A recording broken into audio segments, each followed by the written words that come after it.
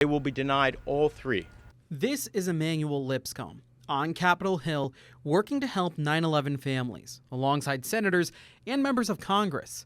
A long, hard road led to this moment that started 20 years ago on a routine business trip to New York. Then we heard something that went whoosh, and when we looked up and we saw the top of the first tower, the North Tower, smoking, and we were wondering what in the world had happened. And I saw the other plane come smashing through the building, and we knew we were being attacked. And we see a mushroom cloud come at the top of the World Trade, and now this whole tower is coming down on top of our heads. We saw people all over everywhere just panicking. But Lipscomb says he and some others around him realized there was work to do.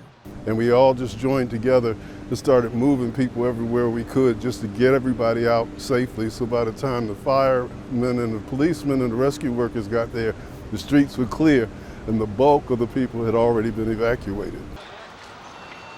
As fire and debris rained down on the streets of lower Manhattan, Lipscomb ran into a nearby building for cover.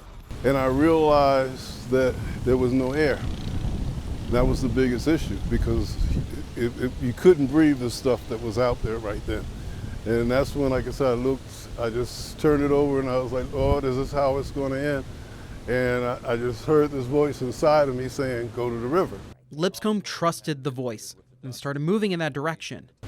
And that's when we found air in the building next to that river, where he and more than 100 others waited and were eventually rescued.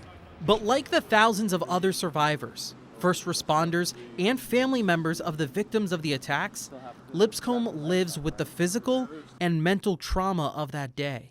Post-traumatic stress on steroids fueled by adrenaline. And that led to me having diabetes, I had a stroke that day. I had a stroke years later, had 2 heart attacks. Even now my legs are bandaged up from the bottom up. If you had a chance to go back and talk to yourself after what happened, what would you tell yourself?